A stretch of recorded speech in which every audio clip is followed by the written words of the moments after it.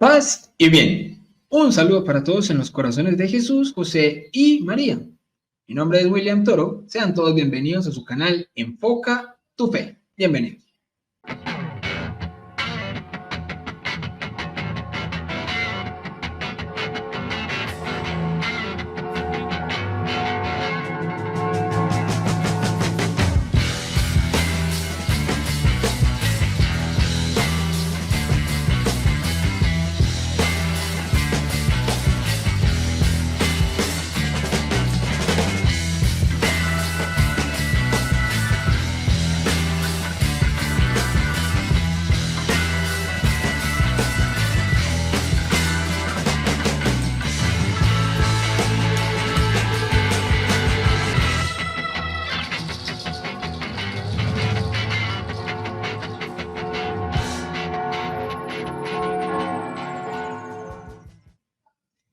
Bien, hoy tengo conmigo un invitado, pero esos invitados. Él ya estuvo aquí en esta humilde casa Enfoca tu Fe, pero como lo que es bueno se repite, entonces les presento a mi invitado del día de hoy, el padre Gerardo Piñeros. Padre Gerardo, muchas gracias por estar aquí en Enfoca tu Fe nuevamente. Dios lo bendiga. Gracias por aceptar la invitación. Aquí la gente lo quiere mucho, padre. Muchas gracias a ti por la invitación y un abrazo para todos los que nos ven. Bueno, padre, quería volverlo a invitar acá a este canal para hablar varias cositas. Lo primero, padre, hay mucha gente que llega a uno como con preguntas, dudas existenciales, a veces apologéticas, gracias a Dios, y por gracia a Dios hemos tenido buenos invitados en este canal que han apoyado y aportado mucho a responder esto. Pero también hay muchas dudas con las que llega la gente que son de carácter más emocional, personas que quizás lo que les hace falta en su vida no es una respuesta bíblica, teológica, patrística, sino que muchas veces les está haciendo falta como una palabra de perdón, de sanación, muchas veces tienen como complicaciones espirituales. Entonces, hay personas que tristemente se aprovechan del dolor y las emociones ajenas, ¿cierto?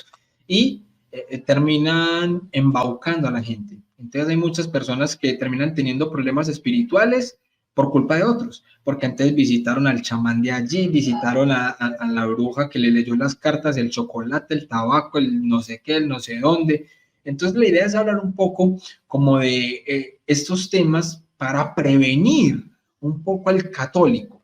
Si hay algún hermano cristiano no católico que pueda estar viendo esta transmisión, también le va a servir, porque obviamente estamos aquí como ovejitas en la viña del Señor y necesitamos tener también todo este tipo de información. O si es una persona quizás no cristiano, no católico, no creyente, a veces puede ser un ateo, agnóstico, pero se ha dado cuenta de que ha habido algunas cosas que no es capaz de explicarlo de manera natural, material, y está buscando de pronto respuestas. Bueno, la idea es que en este programa tratemos de abordar un poco esas respuestas. Pero antes de adentrarnos en esto, yo quería que el padre Gerardo nos cuente, padre, en dónde está usted, cuál es la misión que está llevando a cabo, cuéntenos. Ahorita fuera de cámaras hablábamos un poquito del tema de la adoración perpetua. ¿Por qué es tan importante esto? Empecemos de pronto por ahí, padre, y ya ahí nos vamos metiendo entonces como ya estos temas un poco más de profundidad.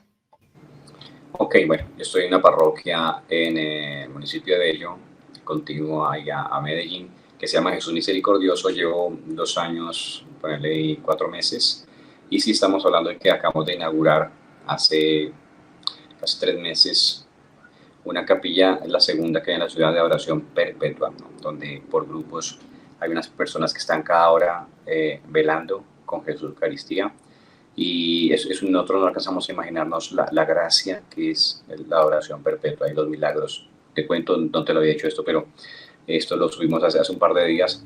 Cuando inauguramos la capilla, bueno, vino gente de varias partes.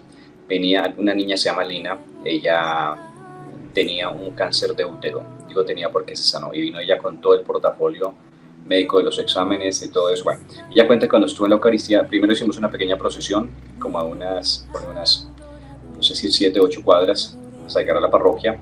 La Eucaristía solemne, en la Eucaristía, pues Jesús baja del cielo, se mete como siempre en ese pedacito de pan, queda él vivo, cuerpo, sangre, alma, divinidad. Lo pusimos en la capillita, que de pronto más adelante mostrarás alguna, si puedes, alguna de las imágenes. Y en la Eucaristía ella dice que en el momento de la consagración sintió un calor muy fuerte de la punta de los pies hasta la cabeza, pero ella, bueno, no, ya no voy a sugestionarme, de pronto fue que me descompensé, no sé cuántas. Cuando tiene otra stand al médico porque tenía pendiente una cirugía, el médico raro no le encuentra nada, le repite los exámenes y dice ella, lo digo con sus, son palabras textuales, digo, estoy limpia como una niña de 15 años. Y yo todos los exámenes, hay un antes y un después.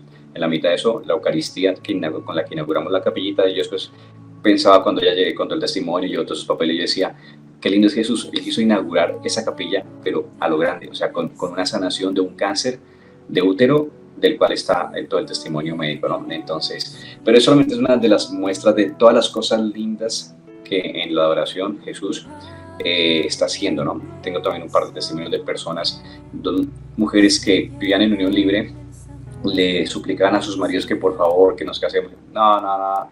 Comenzaron a ir allá a las 1 de las 3 de la mañana, otra no, 1 hora de la madrugada, todas las rodillas, y después de un tiempo, el marido, mi amor, nos casamos con el anillo y todo. Entonces, y muchas cosas lindas que van a seguir pasando, porque en un lugar donde Jesús es adorado, tienen que necesariamente, sí o sí, haber milagros, sanaciones, liberaciones, gente que se recupera de vicios, hogares que se reconstruyen, etcétera, etcétera. Qué belleza, padre, impresionante. Literal, como usted lo decía, padre, Jesús inauguró esa capilla de oración perpetua a lo grande. Qué belleza. Muy bonito, porque esos son el tipo de testimonios que, que muchos Santo Tomás necesitan y que en algún momento necesitamos. Yo siempre lo he dicho y es que Jesús es tan bueno, tan bonito y nos ama tanto que sabe que algunos hemos necesitado ver, presenciar, experimentar para poder creer. Quizás este milagro o muchos otros de los que se han dado y vendrán ha sido como de pronto una muestra para espectadores que quizás lo que necesitaban era un empujoncito de esa manera, pero no podemos quedarnos con los empujoncitos, porque entonces si estamos viendo la obra del Señor a través de una adoración perpetua como esta, pues no podemos quedarnos simplemente como el espectador, ve qué bueno como pasó eso. No, yo me debo entonces es también decir, wow, yo tengo que empezar también entonces a asistir al Santísimo, a tener ese tipo de adoración, a visitar al Señor en el sagrario, porque tristemente hay muchas capillas, muchas parroquias que de pronto tienen el Santísimo expuesto y son una, dos personitas, tres personitas por ahí, y una parroquia completamente vacía. Entonces, yo creo que es muy, muy, muy importante retomar esto de nosotros como católicos, acercarnos más al sacramento de la comunión, acercarnos a la adoración perpetua, acercarnos a contemplar a nuestro Señor en su cuerpo, alma, sangre y divinidad, porque Él está allí, Él lo dijo, esto es mi cuerpo, esta es mi sangre. Quien come y bebe de mí tendrá vida eterna. Pues que nosotros como que no nos hemos querido creer todavía el cuento. Todavía seguimos como católicos pensando como protestantes, de que eso es simbólico. O sea, aunque lo digamos de palabra muchas veces, terminamos asumiéndolo como si fuera simbólico. Y me da culpa porque también a mí me ha hecho falta asistir más al Santísimo. Si nosotros nos creyéramos de verdad que ahí está Jesús, ahí mantendríamos. Es que ahí está Dios. Ahí está Dios. Si nosotros como católicos en verdad nos la creyéramos, ahí estaríamos. Muchas veces nosotros somos los que le impedimos a Dios actuar en nuestras vidas. Padre, ¿cuál es la importancia de que nosotros tengamos esa vida sacramental, esa vida de oración, esa asistencia constante al Santísimo? Eso lo explica la Iglesia en el catecismo, su catecismo, cuando dice, en los sacramentos el Señor nos sigue tocando para sanarnos. Es una enseñanza de la Iglesia, ¿no? Frente a, digamos, a tantas críticas de los que de pronto no les gustan esos temas de sanación y etcétera, pero lo siento, es que eso es bíblico, es las praxis del Señor. Y entonces, lo que tú has dicho es verdad, mira, nosotros no tenemos nada más grande que el Santísimo, que la Eucaristía. Es lo más grande, no hay nada en la tierra más grande que el Eterno, el que no tiene principio ni fin, en un pedacito de pan por amor. Y esto, ahora que hablas de los hermanos separados, alguien que de verdad sea honesto intelectualmente y que tenga una mente abierta a las escrituras y a la palabra de Dios, tendría que terminar por convertirse. Creo que trajiste a tu canal a Santiago Alarcón, creo que se llama él, sí. Sí, Santi, un saludito para Santi, estás viendo esto, mi hermano. Un abrazo para Santi, un día espero conocerte. Me pareció tan honesto intelectualmente, tan sincero, porque es verdad, finalmente frente a la evidencia tú tienes que decir, es cierto, Jesús dijo, tomad y comed todo de él, y eso es literal, o la otra opción sería decir, como los burros o como los fanáticos, no creo, no creo, no veo, no veo, no, no, no, no. Lo cual es una posición fanática, anticientífica, ¿cierto? Antihonesta, bueno, pero eso ya tendrán que dar cuenta a Dios, ¿no? Claro que sí, padre. Una de las razones por las que Santiago inició su proceso de conversión, o sea, él ha contado muchas, pero una de las más importantes para él fue cuando le presentaron el tema de los milagros eucarísticos. El tema de los milagros eucarísticos, porque él siempre se había basado en un argumento, que de hecho era un argumento de un protestante, de un apologista muy importante del protestantismo, que es William Lane Craig, que ha sido muy importante porque con la mayoría de gente que ha debatido ha sido con ateos, con agnósticos y a todos, digamos, que les ha dado sopa y seco, como decimos en Medellín, ¿cierto? Entonces, William Lane Craig tenía un argumento que es en cuanto al tema de los milagros, y él dice que uno debe creer en el milagro cuando hay un contexto cargado de significado religioso, ¿ya?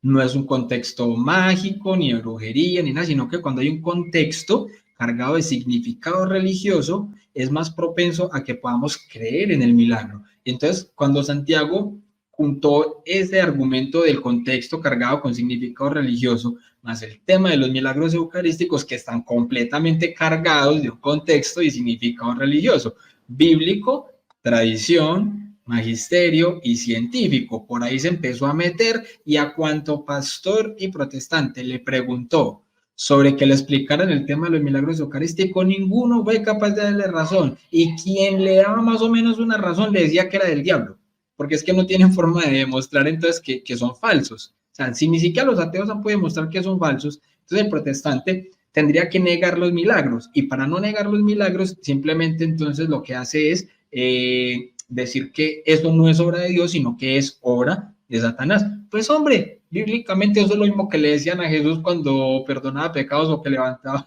paralíticos. Eso lo hace por obra del Belzebú. Entonces, ahí como que nosotros vamos captando malas cosas. Eso fue una de las cosas que a Santiago más lo acercó al tema de la Iglesia Católica, entre otras cosas, pero el tema de la Eucaristía y los milagros eucarísticos fue fundamental. Es que mira, ese tema es contundente. Yo, digamos, les confieso algo de mi intimidad. Mi mejor amigo del pasado, en este momento es, no sé si agnóstico o ateo, bueno, no sé, una cosa rara. Nosotros nos conocimos hace muchos años. Los dos entramos a estudiar ingeniería, yo en la Santo Tomás, en la Javeriana. Estábamos vinculados por el tema de la música, estábamos en un grupo de música. Toca la guitarra, él era el vocalista. Y él ha tenido como yo digo, es como una pelea tal vez contra Dios, contra la vida, contra la sociedad. Entonces él por temporadas las coge contra la iglesia, contra la fe. Entonces me manda chat criticándome, me manda pullita, no le está en Estados Unidos en estos momentos. Y entonces desde muchos años teníamos discusiones sobre la fe, sobre la moral, bueno, muchas cosas. Nunca, y con argumentos de teología, lo que tú quieras, de Biblia, de la simple razón, nunca he podido, digamos, como convertirlo, ¿no? La única forma de ponerlo en jaque mate es cuando le saqué, porque, a ver, él es ingeniero electrónico, ¿no? O sea, es que un hombre de ciencia tienes que darle argumentos científicos. No le sirve la Biblia ni cosas de rezos de viejitas. La única forma de ponerlo en jaque mate fue cuando le saqué justamente todo el tema de los milagros eucarísticos. Le dije, mire, aquí están los informes, los laboratorios. Entonces, lo único que te puedo decirme es, bueno, después lo veo, y ya, y me paso a la página, porque frente a eso no hay nada que objetar. Es una verdad científica, contundente, una verdad pura y dura. Entonces, pero este amigo mío sigue sin convertirse, ¿no? Lo cual, lo que tú dices es verdad.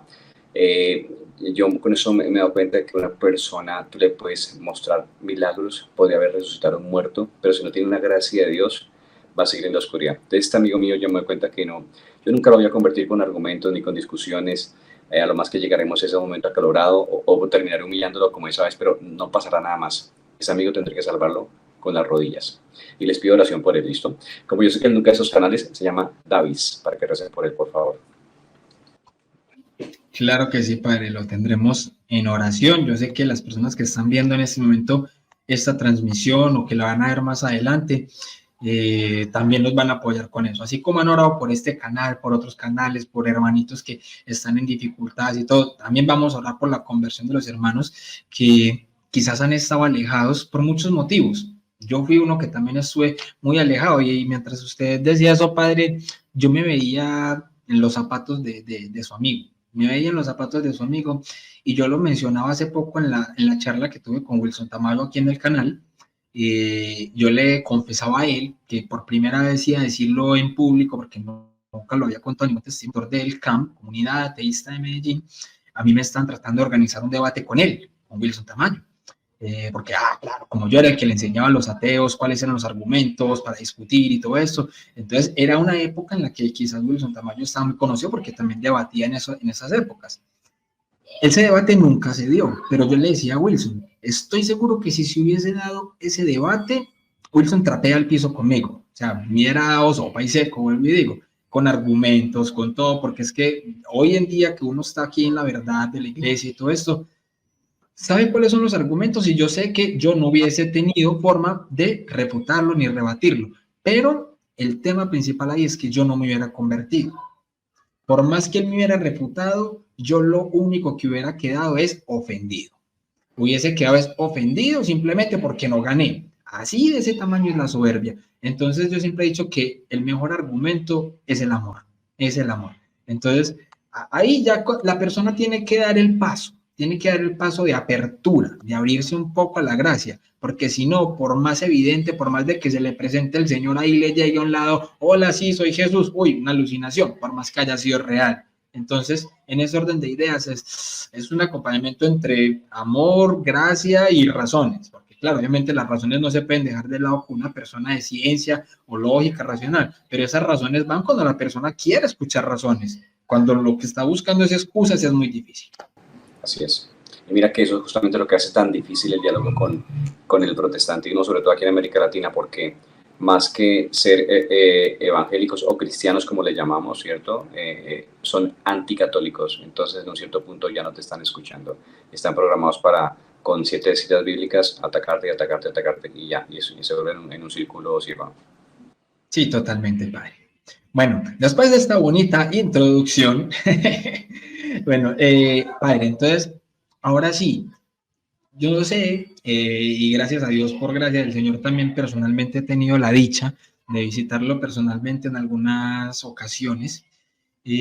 Padre, cuando las personas van por una cita con usted, buscando su acompañamiento, su guía, normalmente es porque hay personas que o les han dicho o sospechan o creen tener de pronto alguna influencia demoníaca en sus vidas, en sus casas, que le hicieron brujería acá o que necesita sanación allá, todo esto.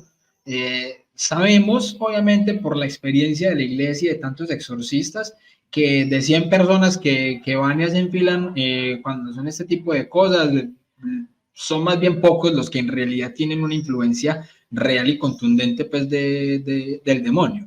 Obviamente tendrán sus tentaciones y que esa influencia sí la tenemos todos en general.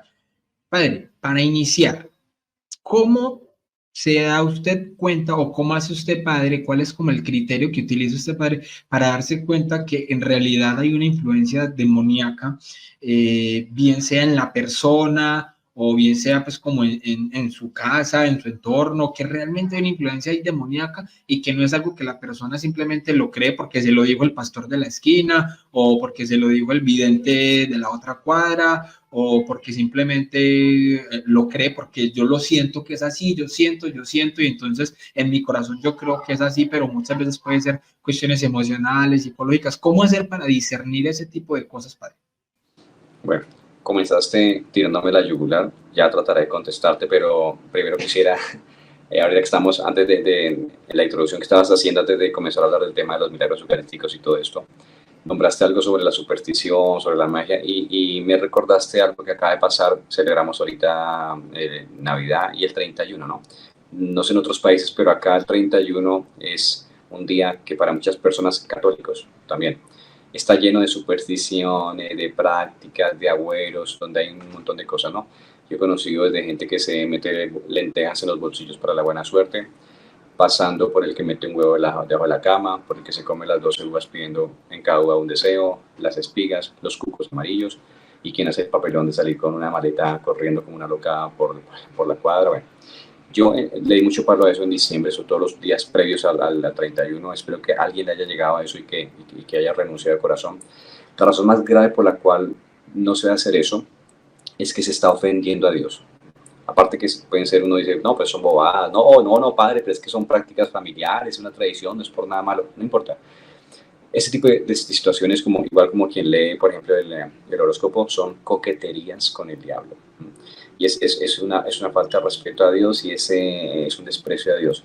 Yo en la misa 31 puse un ejemplo, hace varios años cuando yo era más joven y más loco.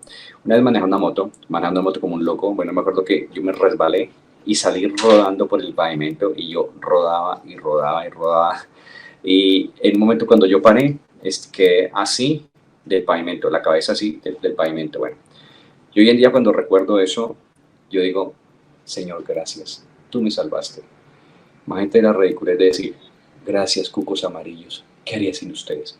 Bueno, me pondría los rojos o los azules o los amarillos o los negros, pero, o sea, en ese día del 31, poner digamos así, mi suerte, mis esperanzas, mi confianza en una práctica supersticiosa, es un irrespeto muy grave a Dios, ¿no? Entonces yo siempre antes de la comunión, me toca decirlo todos los días, porque como todos los días la gente nueva, entonces si hay gente que no sabe esto y sin mala intención le da por comulgar y se puede estar tragando su condenación y no sabe.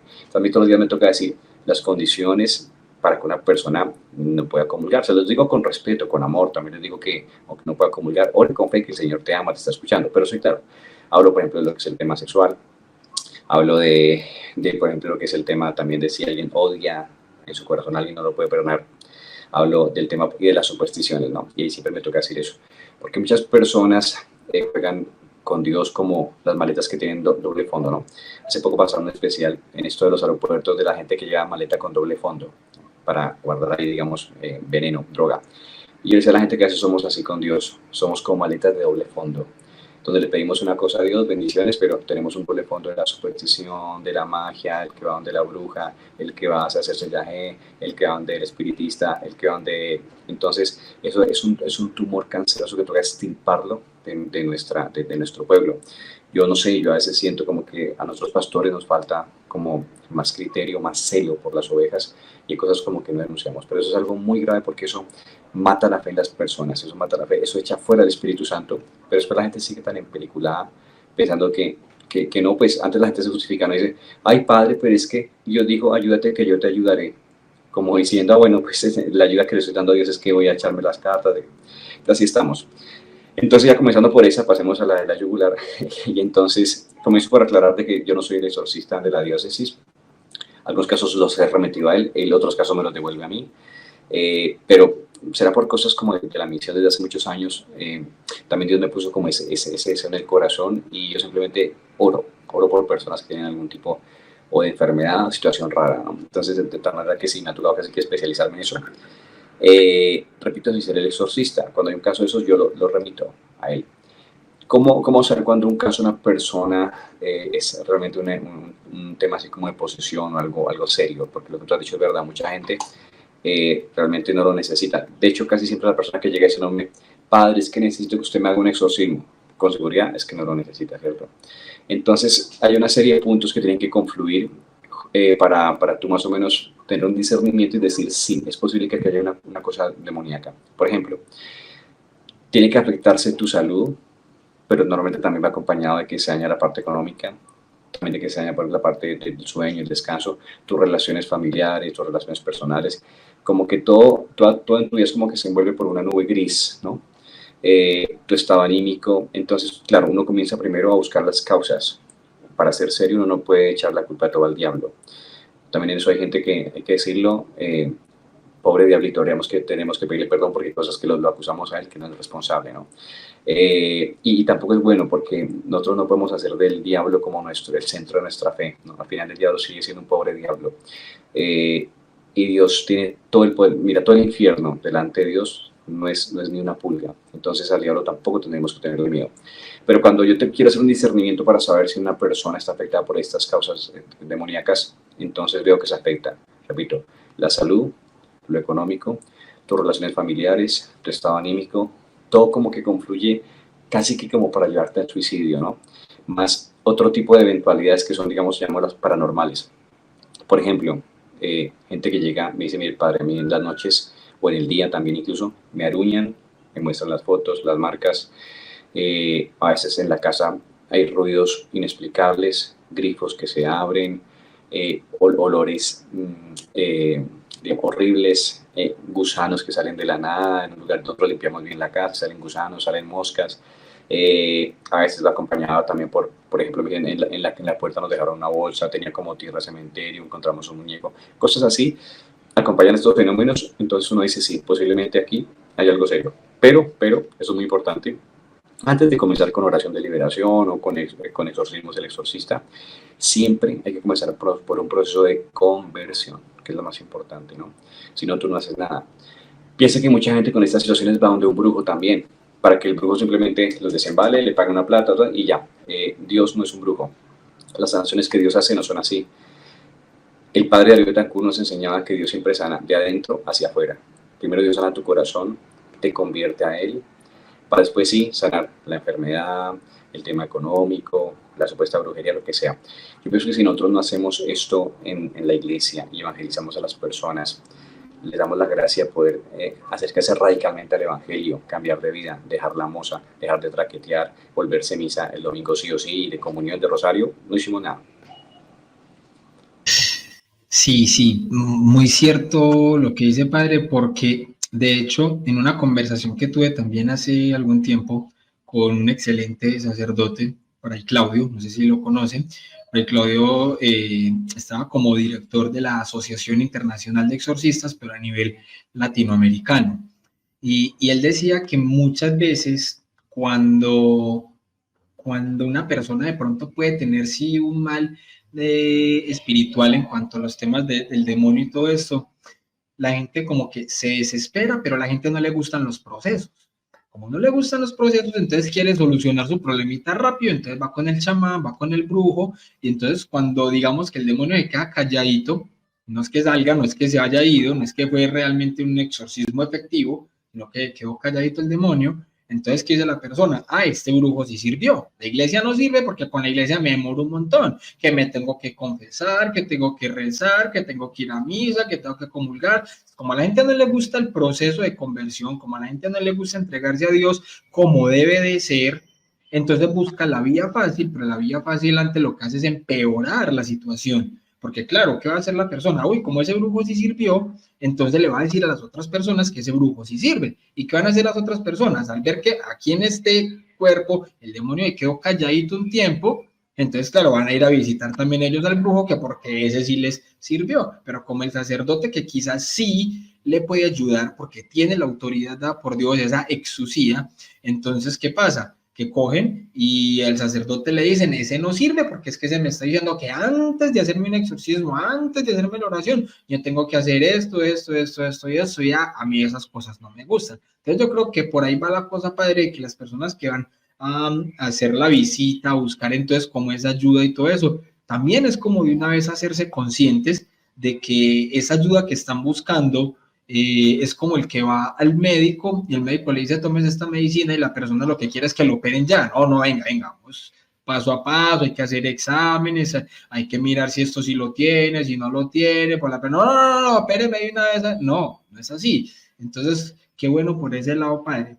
Entonces, en ese orden de ideas, cuando una persona, digamos que sí se comprueba que tiene de pronto una influencia, ¿cuál es entonces el paso a seguir? ¿Qué se le dice? Ah, bueno, que se convierta, que vaya que haga la confesión con un buen examen de conciencia, que tenga una vida espiritual adecuada. Bueno, si la persona de pronto entonces se dispone a eso, entonces ahí sí se remite con Con el exorcista, si es un caso de exorcismo, y en caso que no, entonces sería como una oración de liberación. ¿Cómo sería eso ahí, padre? Sí, pero digamos, eso sería, digamos, lo que se hace, ¿no? Como la tarea. Pero mira que dicho solamente así puede parecer incluso como una tarea desagradable y como lo has dicho tú, como un proceso de tocarse una pela y bueno, tocó.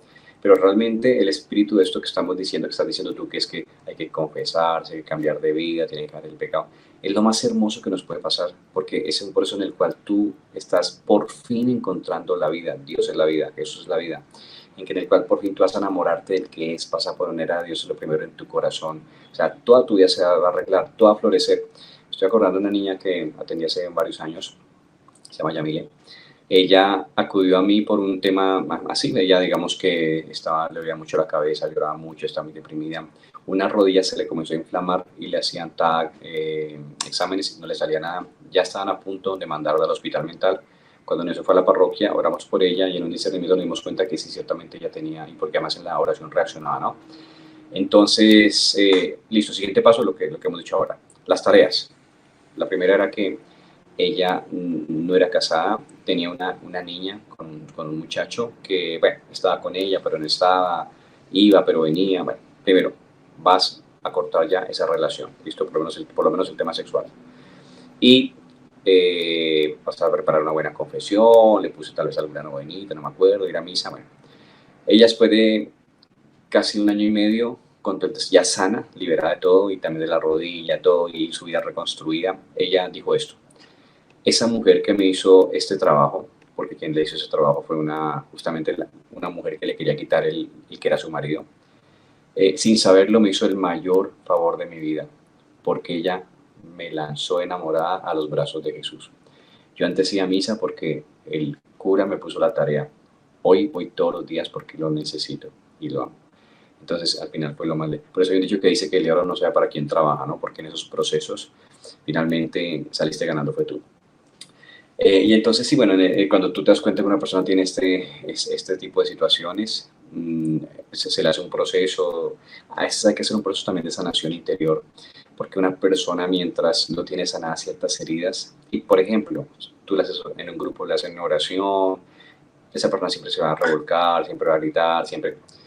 Entonces, finalmente nunca se va a liberar y eso se va a ver como un show, lo cual también no es recomendable para nada. Otra cosa muy importante es que tienes que hacer unas renuncias en tu vida. Eh, Ayer me pasó algo muy lindo que lo quiero compartir contigo y con quienes nos escuchan, porque pienso que a muchas mujeres les puede servir. Ayer en la misa, bueno, fue a pedir la cita, va todos los días la gente a pedir cita. La primera condición tiene que estar en la Eucaristía toda, porque justamente por lo que tú dices, ¿no? Yo no quiero que termine pensando que es el cura milagrero y que me ponga las manos y ya, chao, que es que estoy grabando. Ah, no. Si usted quiere hablar conmigo, siendo yo, digamos, un don nadie, pero si usted quiere hablar conmigo, tiene que estar en la misa completa, listo, desde antes. Hay que pedir un fichito y después de la misa ya a cada persona la atiendo particularmente, escucho, algunos los confieso, otros les doy cita para otro día después para hablar mejor, para una consejería. Bueno, ayer llegó una niña que cumplirá 18 años ahorita en febrero. Me contó que tenía un tema, bueno, por cierto, en la Eucaristía, ayer hubo testimonios lindos, también de sanaciones físicas, y la niña había sentido como algo en el corazón. Bueno, yo como que sentí que la niña tenía alguien a quien perdonar, le pregunté, y ciertamente tiene unas heridas en su corazoncito. Es una niña, me contó ella, que viene del bienestar familiar. Para quienes no sepan, el bienestar familiar es una institución aquí en Colombia que acoge niños, digamos, de una forma transitoria, porque no tienen hogar, no viven con su papá y su mamá. Bueno, esta niña comenzó a hablarme que tenía heridas en su corazón, que en su familia le pasaban cosas raras como así a nivel espiritual, ¿no? Casi todo el mundo queda después con esto, ruidos, ruina económica, de pronto alguien les ha dicho que tiene un maleficio, bueno, y estaba contándome eso, yo intuía que la niña tenía un corazón lindo, católica, más o menos rezaba, y en un momento la niña para y me dice: ay, padre, desde que entré acá tengo un dolor muy fuerte en el brazo. Yo ya la iba a anotar en la agenda. Cuando ella me dijo eso, yo pues, la miré como tratando de buscar una respuesta que era, pues, y le dije: pero ¿por qué te golpeaste? O dijo: no, no, no, padre, nada, no sé, pero me duele mucho aquí, donde me pusieron el yadel. Entonces, lo primero que le dije es: bueno, no digas que te pusieron el yadel, tú te lo pusiste. Me dijo: no, padre, no, yo me lo puse, la doctora me lo puso. ¿Cómo así? Explícame. Me contó que la doctora, y a mí me que el bienestar familiar, esto habría que investigarlo porque es una cosa muy delicada, me parece a mí, esto es contra derechos humanos. Entonces, alguien que te introduce en tu cuerpo un aparato que tú no pediste. La niña me contó que incluso le dijo, venga, pero yo no tengo que firmarle alguna parte, no tengo, no, ya está todo arreglado y tin, se la metieron. Y no sé cuánto tiempo. Pero mira cómo es de lindo el Señor, que anoche me mostró y le mostró a ella lo que pasaba. Hay una causa que es impedimento para que esta niña se sane. Yo nunca lo hubiera sabido. Y justo por eso que ella experimentó en el brazo, supimos, total que, bueno, yo no leí la cita, le expliqué que tenía que quitárselo, la niña comprendió que sí y lo entendió. Dijo, padrita enfermero que compra la mayoría de edad, yo me lo puedo, porque ese momento no me lo puedo quitar. Me lo quito y ya vengo. Y se fue, siento que se fue feliz y con esperanza, sabiendo que hay que hacer una renuncia. Y entonces, mira, aprovecho para decir esto a todas las mujeres.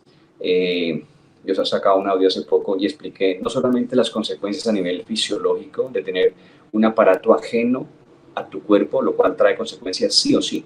Sobre esto no se habla en Profamilia, sobre esto no se habla en estos institutos supuestamente prestadores de salud, pero eso trae consecuencias a nivel cerebral, neural, depresión, a nivel de riñones, cáncer de mama. O sea, y es impresionante cómo está disparado todo el tema de cáncer de mama. Y muchas mujeres, a ver, ahora, esto no es que les comience de un día para otro, ni a la semana, pero esto con los años se les va a desarrollar. Y mira que muchas personas que van a una, entre comillas, misa de sanación, mujeres quiero decir, van a pedirle al Señor la sanación del riñón, el cáncer de mama, que no sé qué, y no han pensado que tienen un aparato de muerte dentro de ellas, al cual tienen que renunciar para sanarse o para liberarse. Y también explicaba yo en ese audio porque ciertos métodos anticonceptivos son abortivos, y eso es muy delicado, ¿listo? Justamente el Yadel, también se llama Norplan, igual que, por ejemplo, la inyección que se aplican cada 3 meses o la píldora del día después, son métodos abortivos. Quiere decir que hubo un microaborto, yo decía en ese audio, no nos engañemos, porque uno dice, no, pero es que es una celulita, no había nada. No, es un ser humano y esto ya lo constata la ciencia. Y por ese microaborto, que fue un microasesinato, listo, aunque la ley no lo penalice, hoy la ley antes hoy te promueve a que lo hagas, pero por ese microasesinato hay un micropecado que te puede llevar al microinfierno. Entonces yo les decía a las mujeres, conviértanse, y les decía, comencemos un año nuevo. Y la comienza un año nuevo, la lectura de ayer decía que los que tienen esperanza en Él se purifican. Yo les decía a las mujeres, comencemos un año con un cuerpo puro. Un cuerpo puro no es un cuerpo fitness donde tú comes sano, vas al gimnasio, pero tienes un aparato de muerte dentro de ti. Purificarse es quitarse eso, comprender que la sexualidad es un regalo de Dios y tú no eres quien para cortar la vida. No, con eso no estoy obviamente apoyando la fornicación, ni mucho menos apoyando cuando una niña fue violada, pero sí hay que decir que, como dice la palabra, Dios es dueño de la vida y la muerte. Es un misterio porque a una niña, nosotros tenemos una fundación donde ayudamos a mamás que iban a abortar sus bebés. Mira, es un misterio porque a una mujer que no puede tener bebés, porque estoy hablando de una mujer venezolana, ¿no? Que atendimos hace 2 años. Está aquí en Medellín con su compañero, que un día trabaja, otro día no trabaja. Por eso ella tiene preeclampsia. Ella ya tiene 2 niños, uno de ellos tiene problemas de aprendizaje, o sea, ella no podía tener más hijos, ¿listo? Y por un tema, entre comillas, justificable de salud. Bueno, entonces obviamente tenía que cuidarse y también tenía el Yadel. Pero para cuidarse más, su compañero usaba preservativo. Bueno, ¿sabes qué pasó? Pasó que con esos cuidados, gol de Venezuela, 3-0, y queda embarazada, ¿listo? Iba a abortar. Nosotros en nuestra fundación tenemos una especie como, digamos así, como de publicidad un poco, no digo engañosa, sino es astuta según la astucia del Evangelio, ¿no? Jesús dice que ser astutos como serpientes. Entonces, si tú ves un anuncio donde dice, estás embarazada, tienes problemas, estás sola, llámanos. Bueno, y es verdad. Lo que pasa es que la persona piensa que es que la ayuda es que le vamos a matar a su bebé. No, te vamos a empoderar de tu vida. Vamos a ayudarte para que comprendas que es un regalito de Dios lo que hay dentro de ti, que no es un obstáculo para la felicidad, es tu vida, va a ser tu felicidad, es el motivo para vivir. Entonces, acompañamos a esa mamá, la señora que trabaja conmigo, que se llama Chela, ella supuestamente la que hace ella es la abortera de la parroquia, las muchachas no saben nada, pero ella es la abortera, le puso la cita, todo eso ahí, bueno, es un espíritu santazo porque cambiar la opinión de una niña que iba a abortar, eso no es tan fácil. Una mujer de estas ya tomó una decisión y no es tan fácil moverla. Se necesita mucha oración, se necesita la gracia de Dios. Y entonces cuando eso pasa, ¿qué regalo? Entonces, ya para cerrar la idea, es un misterio porque esta niña que no podía tener hijos queda embarazada del tercero, cuidándose como se cuidaba. ¿Y por qué, William, vienen parejas a mi parroquia que tienen 10, 12 años de matrimonio, que tienen todo arreglado, el apartamento, cada uno tiene su trabajo, su carro, que desean un bebé, que incluso se han, entre comillas, hecho terapias, lo cual no recomiendo para nada, ni fecundación in vitro, ni estos métodos asistenciales para la fecundación, nada, todo eso se sale, digamos, de lo que debe hacer un cristiano. Es un campo reservado a Dios. Si Dios te quiere hacer papá, así tus espermatozoides sean unas lentejas, Dios, por ser Dios, le va a poner cola de Fórmula 1 a uno de esos espermatozoides y coronó. Y vas a ser papá, si Dios quiere, si no, no. Ser papá no es un derecho mío por tener testículos, ¿listo? Ni suyo por tener ovarios. Entonces, es un misterio, William, porque una niña que supuestamente no podía tener hijos, queda embarazada y nació un hermoso bebé sano, ella está bien, contraria a toda la opinión médica, porque hoy parece que fuera una política médica de que tú vas a un control prenatal y casi que te dicen, pero hay una posibilidad de que interrumpa el embarazo. Casi que es una política general, ¿cierto? Es un misterio porque esta quedó embarazada y esta otra parejita, que supuestamente podían tenerlo y que lo esperan y que lo anhelan, no quedaron. Entonces, era para decir todo esto comenzó por el tema del Yadel. Una condición, decimos en teología, sine qua non, o sea, sin la cual tú no te vas a sanar y a liberar, es que tú entres en el plan de Dios, en la voluntad de Dios. Y eso exige renuncias, tomar decisiones, reconciliarte con tu historia, perdones que hay que dar o perdones que pronto yo tengo que pedir también. Mira, si tú haces eso, casi que te diría que la mayoría de los casos no requerirían del exorcista ni el sacerdote. Lo harían. Y por eso entiendo que tal vez haya también liberaciones en las iglesias evangélicas, que no tienen el ministerio sacerdotal, que es una cosa pero tan impresionante. Si esa persona hizo bien el proceso de acercarse a Dios a su manera, ¿no? Y con las deficiencias que tengan, pero hizo más o menos el proceso bien, el diablo no soporta eso. No, padre, totalmente, totalmente. Y es que de la casuística, de la experiencia, es de donde salen las mejores charlas, las mejores prédicas. ¿Por qué? Porque es que es lo que se ha vivido en la vida real, ¿ya? O sea, es hablar de la vida real. Así hayan elementos sobrenaturales, elementos de la gracia, donde hayan milagros, pero sigue siendo la vida real. Entonces, es maravilloso, Padre, la acción de Dios cuando la persona tiene esa apertura a querer que Dios le sane, a querer que Dios le libere. Entonces, ahí entiendo perfectamente lo que usted dice, Padre, y qué bueno que las personas que estén viendo esta transmisión o la vayan a ver más adelante, si están pasando por un caso similar o tienen conocidos que tengan este tipo de casos, de problemáticas, bien, hay que decirles entonces que es que el primer paso es la renuncia al mundo, al demonio y a la carne y darle la bienvenida, a abrir el corazón a la acción y a la gracia de Dios. Entonces, sin eso, por más que usted quiera liberarse, pues no va a poder. Eso es como el que de pronto quiere tener el super cuerpo entonces de gimnasio y toda la cosa y cree que va a sacar todos los músculos yendo al gimnasio una vez cada 6 meses. Lo mismo pasa con nuestra vida de fe. Si usted no tiene una vida de fe, es que el hecho de que nosotros no veamos el alma, no quiere decir que el alma también haya que alimentarla, que no haya que entonces entrenarla, porque el alma hay que entrenarla en la voluntad.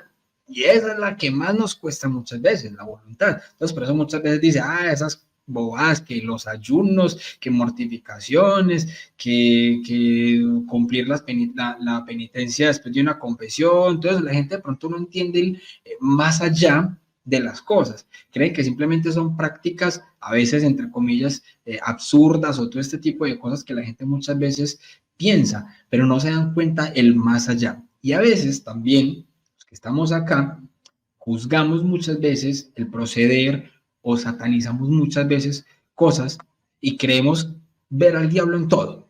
El diablo está en todo, no yendo muy lejos, que sabemos y que lo hablamos un poco en la entrevista que tuvimos la vez pasada, hace un tiempo. Hablamos, por ejemplo, del tema de la música. ¿Quién obviamente no sataniza, obviamente, cuando le mencionan cualquier agrupación, por ejemplo, de rock? Hay personas que piensan que todo el rock es satánico, Entonces, cualquiera persona que escuche entonces una canción de rock, entonces ya quedó poseído, y entonces si tiene una ruina económica, eso es porque escucha esa música metálica, todo ese tipo de cosas, padre. O que, por ejemplo, hay una película de terror, hombre, hay películas que hay incluso obispos que, por ejemplo, recomiendan algunas películas de terror. El hecho de que sean películas de terror no quiere decir que de ahí no se pasa con una enseñanza. Lo mismo pienso de películas de terror, de bandas de rock, de metal, etcétera. Pienso exactamente lo mismo y de pronto usted me corregirá, padre, si estoy equivocado para cambiar. La cosa es la siguiente, se trata de discernimiento. Y yo siempre lo he pensado con la cita bíblica de San Pablo de primera de Corintios 10:23. Todo me es permitido, pero no todo me conviene. Entonces, ahí están los dos extremos de no satanizar entonces lo que no es satanizable, pero también de ser prudentes con las cosas, inclusive muchas veces de fe. ¿Cómo podemos abordar de pronto entonces también ese tema, padre? En cuanto al tema de la música, el que escuche una agrupación de rock entonces queda poseído, o el que vea una película de terror queda poseído, o cómo podemos nosotros como católicos afrontar ese tema de una manera buena, no satanizándola, pero tampoco yéndonos al extremo entonces de empezar a escuchar black metal o ver películas de terror que tengan invocaciones reales, que ahí es donde yo veo el tema del discernimiento. ¿Cómo podemos abordar eso, padre? Bueno, si no, yo ya estuviera pues, súper reposeído. A ver, yo les confieso una cosa, en la parroquia donde yo estaba antes, que es en los que conocen aquí en Medellín, por lo de Santo Domingo hacia arriba, yo tenía misa los domingos a las 8 de la mañana, tenía agua fría, no tenía agua caliente, y había días que amanecía tapado de neblina, o sea, muy frío, ¿no? Entonces tenía obviamente que bañarme, y me la pensaba para entrarme al chorro de agua fría, entonces hacía lo que podía, hacía un par de abdominales, y después para inspirarme un poquito, bueno, ponía System of a Down o Rammstein, ¿no? Du hast. No sé qué tanto sea, no sé qué tanto sea la inspiración, pero es decir, si yo pongo a la hermana Inés de Jesús, me meto a la cama otra vez, o sea, quién va a meterse al agua fría en ese clima con la hermana Inés de Jesús, ¿no? O con la hermana Glenda. Entonces, bueno, no, yo estuve en un grupo tocamos rock, no era rock pesado, era un rock alternativo. Yo estudié guitarra clásica, toqué algo de violín, parlamento por mi mamá y algo de piano. Entonces, antes te podría decir que cuando uno lo analiza desde el punto de vista técnico, hay, por ejemplo, muchos solos de guitarristas importantes que son muy parecidos o que le han encontrado la relación, por ejemplo, con ciertas cosas del barroco, con ciertas, ¿no?, progresiones entonces, y son de academia, estos hombres son muy virtuosos. Lo que pasa es que digamos que la pinta, como la que usabas tú antes, no les ayuda mucho, ¿no? Porque uno diría, qué miedo un señor así. Pero muchos de ellos son virtuosos de la música, ¿no? Entonces, no, yo menos que tú satanizo la música ni las películas, solamente no las recomiendo en el caso de personas que, por ejemplo, tengan algún tipo de proceso de liberación y que sean muy sensibles desde lo emotivo. ¿Por qué? Porque una de las puertas que uno puede abrir son las emociones. Entonces, por ejemplo, una persona que está en un proceso de liberación, no es conveniente que tenga, digamos, yo digo yo como picos de voltaje, que pueden ser rabias muy agudas, miedos, depresiones. Esos picos hay que tratar de, digamos, de cortarlos. Por eso, digamos que así como los aparatos electrónicos necesitan un regulador de voltaje, ese regulador de voltaje es la oración, es el Santísimo, el Santo Rosario. Eso te protege a ti de los picos de voltaje. Entonces, una persona que esté en proceso de liberación, pero que sea muy miedosa, o así no sea, así no esté en proceso de liberación, pero que sea muy miedosa, hacer una película de terror que le va a afectar, que va a quedar como con miedo, que no va a poder dormir, que va a necesitar que esté con la mamá, pues no, yo no se la recomiendo, ¿cierto?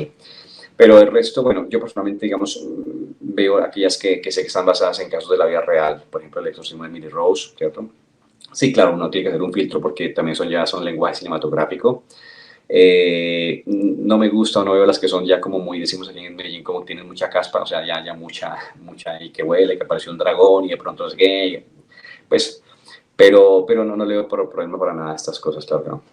Qué bueno, padre, sí, totalmente. O sea, porque muchas veces uno se lo explica de esta manera a algunas personas de fe y todo eso, personas muy buenas, pero quizás el hecho de que sea un laico el que se lo explique por más argumentos claros que le dé de no satanizar o no juzgar o no señalar, muchas veces, si no lo dice un sacerdote, no lo creo. Pues, muchas veces puede ser una falacia de autoridad, ¿cierto?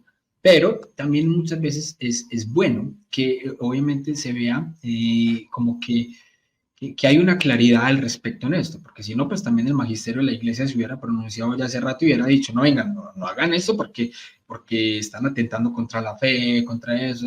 Entonces, yo creo que también obviamente la iglesia ha sido muy sabia al, al dejar obviamente al discernimiento pastoral algunos aspectos obviamente de la vida cotidiana. Entonces, me parece que en ese sentido es muy bueno. Y obviamente, como hablamos en tema de la música, hay agrupaciones que incluso tienen rock católico que es impresionante y que le sirve a uno, por ejemplo, yo muchas veces estoy lavando la loza, organizando casa y escuchando la voz del desierto. Una maravilla. Entonces, cosas así, ¿cierto? Bueno, padre, yo pertenezco a un grupo de apologistas en WhatsApp, ¿cierto? Ahí estamos varios, pero yo decía, bueno, voy a tener una charla con el padre Gerardo y algunas personas, entonces cogían y me hacían entonces algunas preguntitas para hacerle a usted, padre, ¿cierto? Te voy a escoger unas 2 o 3 preguntitas. Y la primera es de un hermanito que yo creo que se respondió un poco ahorita, pero digámoslo, él en su vida normal. Él dice, ay, ¿cómo puedo identificar si lo que yo tengo en la casa es de pronto una influencia demoníaca? Porque escucho a veces ruidos, olores feos, fétidos y todo eso. Yo como sé que de pronto no es alguien colocándome una mortecina en el techo de la casa, por ejemplo, y que yo esté oliendo eso y entonces esté jugando con mi psicología, yo cómo puedo saber si es algo como que de pronto sí sea natural, físico, material, pero no tengo como darme cuenta, pues, no tengo como subirme al techo, por ejemplo, a verificar. Yo cómo hago para saber si en realidad esto es un problema espiritual, pero más importante que saber el cómo es, ¿qué hago? Yo te diría como sacerdote, ¿cómo lo abordaría, cierto? Estoy suponiendo que es un muchacho de oración, que es un muchacho de sacramentos, que es un muchacho de fe, que está, digamos, psicológicamente normal. Entonces, el siguiente paso que yo haría, trataría como de distinguir si el problema es en la casa o en él, porque también, a ver, ojo, hay lugares que están infestados, ¿no? No necesariamente las personas, hay lugares que están como malditos, por ejemplo, casas, ahora que hablamos, casas donde se han practicado abortos, donde se ha hecho brujería u otras cosas, son lugares que están como, entre comillas, malditos.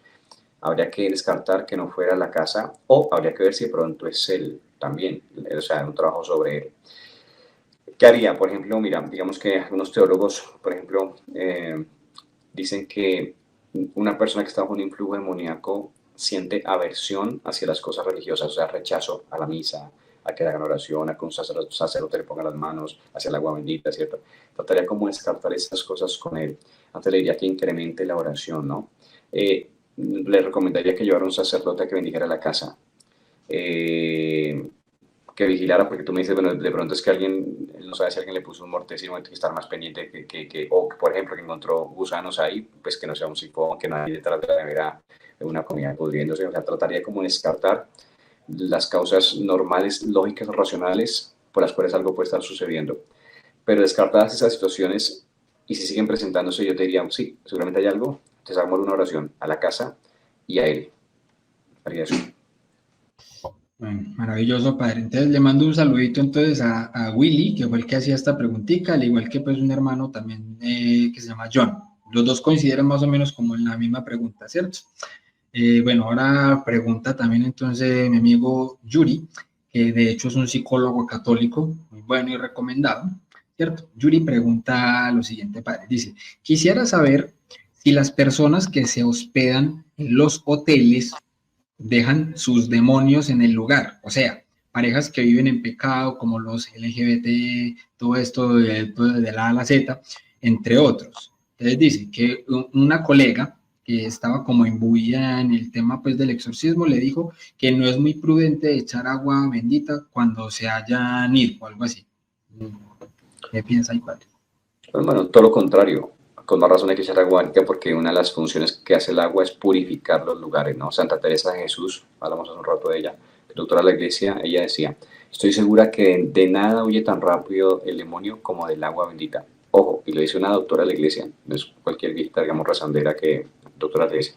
Entonces yo diría que sí, mira, los lugares, igual que las cosas que uno usa, el lugar donde yo vivo, quedan como impregnadas de las personas que allí están, quedan untadas, digamos así. No me gusta utilizar la palabra de su energía porque eso es como de nueva era, no es una cuestión de energía, es una cuestión, es un tema espiritual, ¿no? como las reliquias, porque las reliquias tienen el poder de sanación, porque tienen como la impronta de ese santo que se ponía esa camisa, que usaba ese breviario, lo que fuera, ¿no?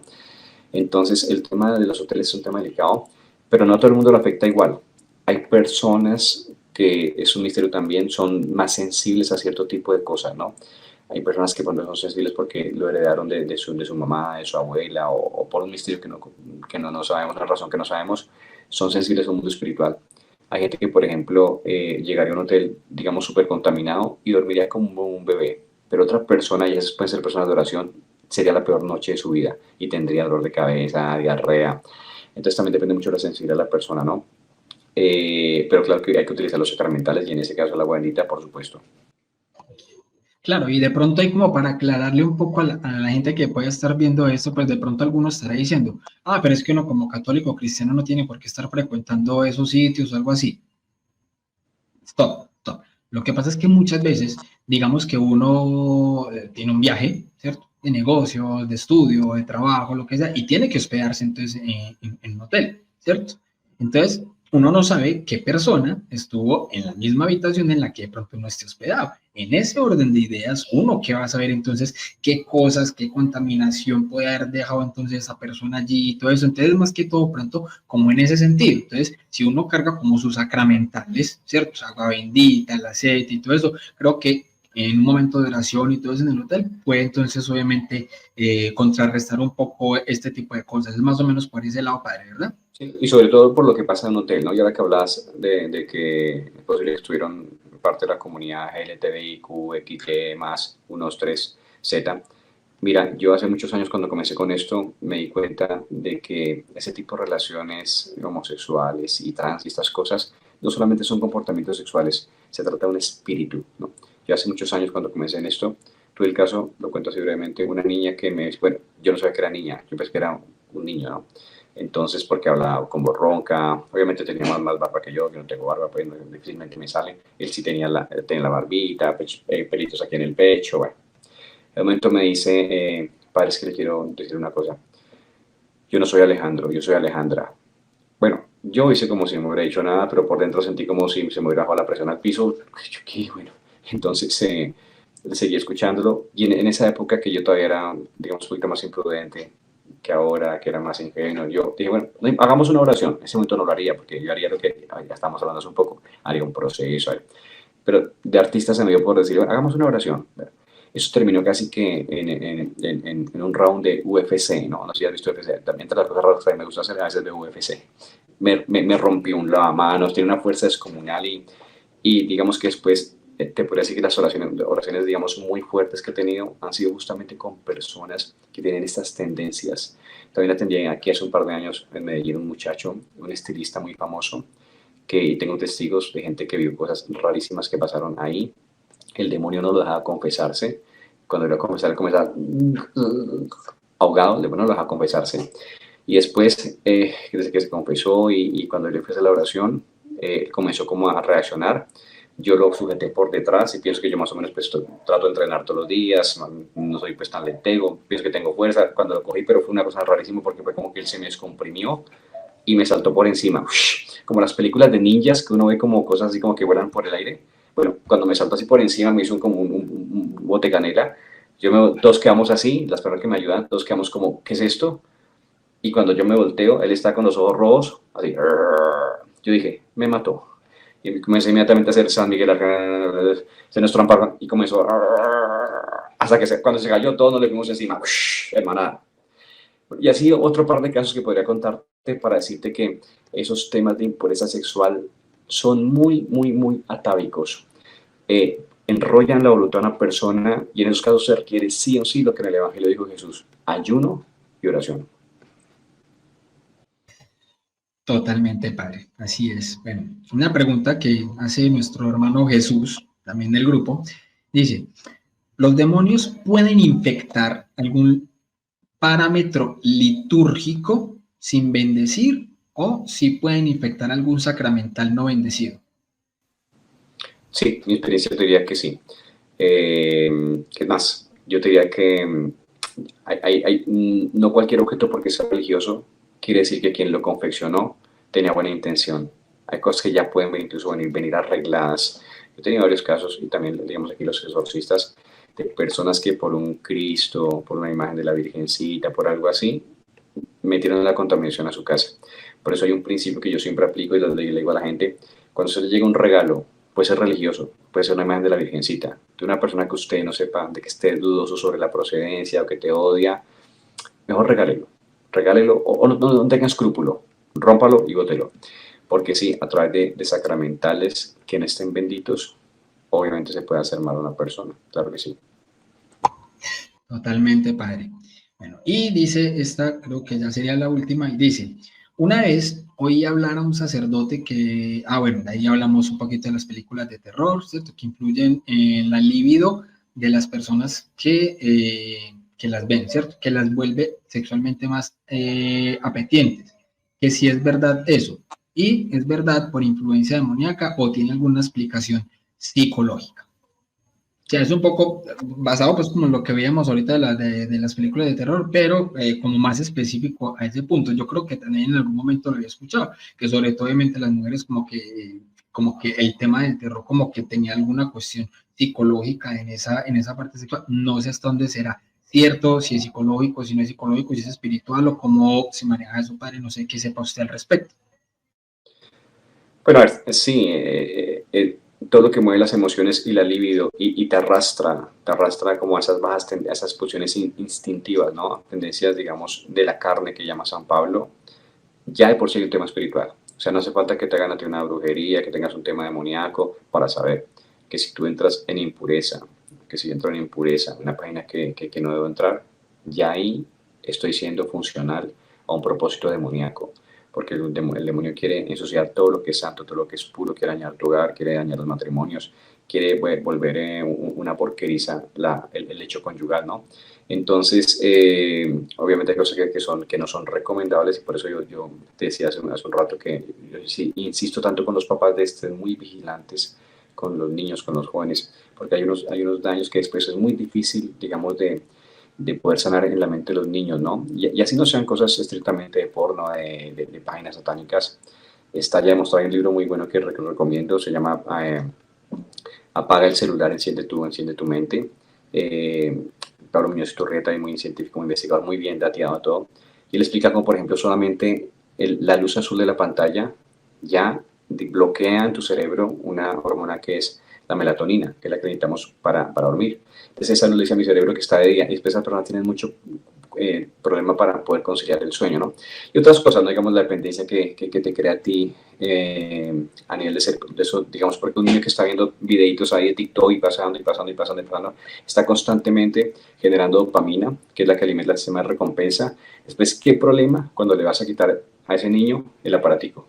Ese niño perdió la capacidad de hacer tareas que exigen tiempo, concentración, que exigen la voluntad. Entonces hay que tener mucho, comprendo que para los papás era muy difícil este tema, porque como decía estos días una mamá que es misionera me decía: mire, es que hay momentos en que ya están molestando tanto que yo, aunque sé estas cosas, casi que no tengo otro remedio que decirle: tómelo pues, pero no moleste.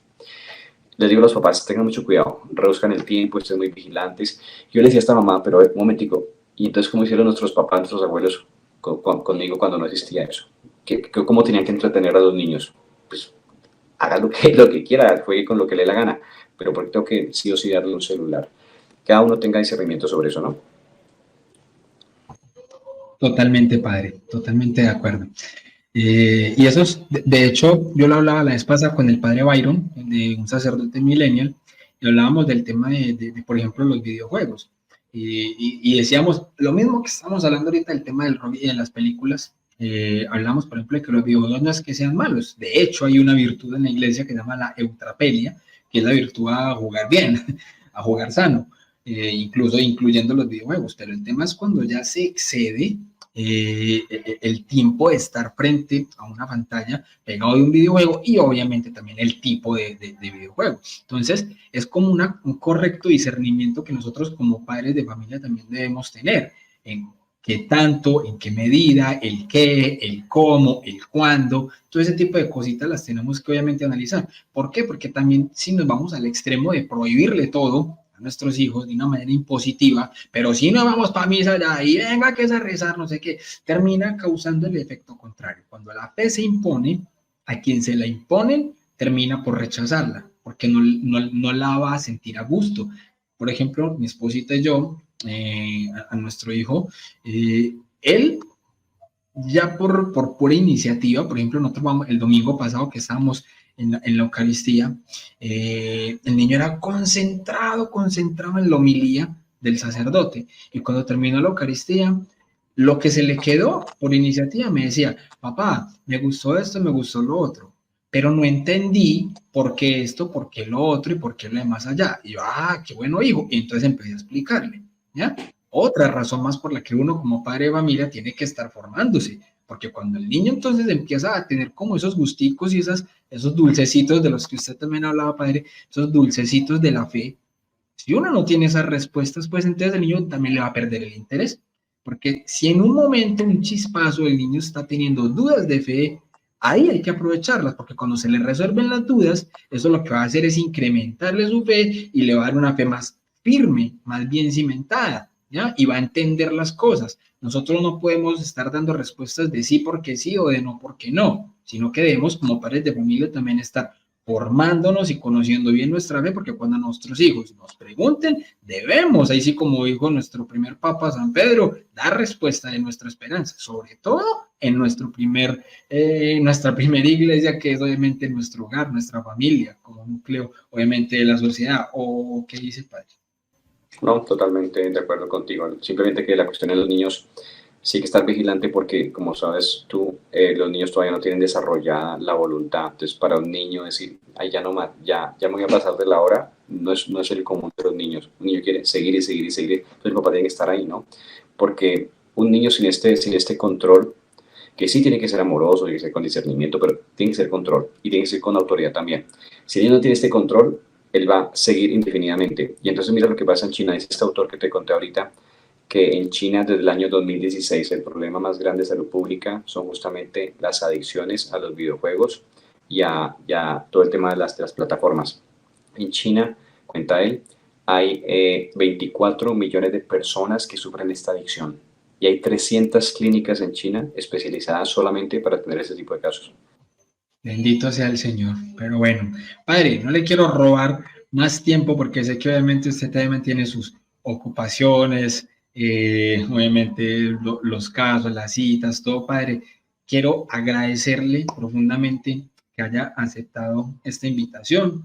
Quiero comprometer también públicamente para que no sea la última, sino que en alguna otra oportunidad podamos tener otra charla bien buena, bien sabrosa. Y bueno, le cuento también, padre, que por ahí tengo pues como el pensamiento, la idea, y ahí les tiro la primicia, de pronto de sacar un curso de demonología para laicos. Y en ese curso de demonología para laicos quiero meter unos 2, 3, 4, hasta 5 sacerdotes bien buenos para impartir una de las charlas de ese curso. ¿Cuento con usted, padre? Claro que sí, William, en todo lo que está a mi alcance con todo cariño y te felicito por tu canal, por el trabajo que haces y por todas las personas a las cuales el Señor llega a través de ti.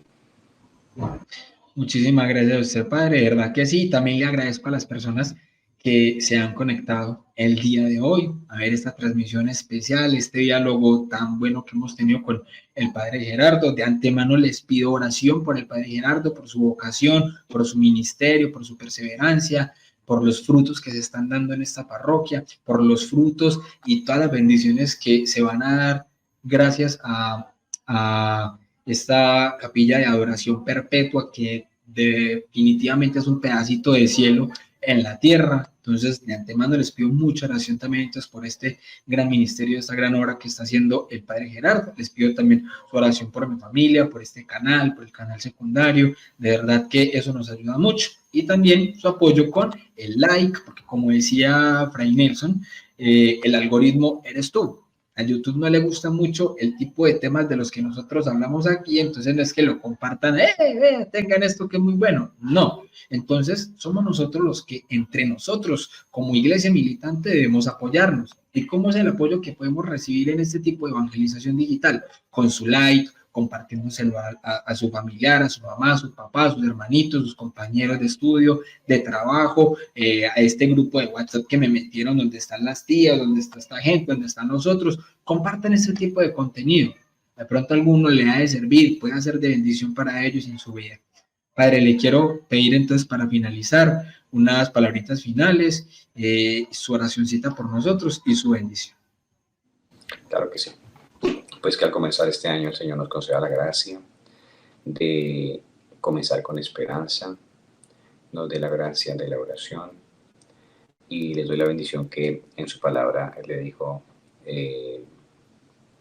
a Moisés que bendijera a los hijos de Israel. Que el Señor los bendiga y los proteja, les muestre su rostro radiante y tenga misericordia a ustedes. Vuelva el Señor su rostro hacia ustedes y les conceda la paz. El Señor bendiga a todos sus hijos, en el nombre del Padre, del Hijo y del Espíritu Santo. Amén. De verdad, Padre, muchísimas gracias por haber aceptado la invitación. Quedamos pendientes entonces de nuestras charlas, de seguirnos compartiendo musiquita ahí por el interno bien sabroso. Dios lo bendiga. Usted sabe, Padre, que lo queremos mucho en mi familia. Personalmente, usted sabe que lo quiero mucho. Hemos tenido una amistad de ya muchos años muy bonita y las amistades en el Señor son de lo más valioso que uno puede tener, de verdad que sí. Oro por usted, Padre, usted sabe, y esperamos también su oración por nosotros. Dios lo bendiga. Un abrazo, William, muchas gracias. Muchísimas gracias a ustedes también por haberse conectado el día de hoy. Y recuerden que, como siempre dice mi buen amigo San Agustín, nadie ama lo que no conoce. Dios los bendiga y que la Virgen los acompañe. Paz y bien.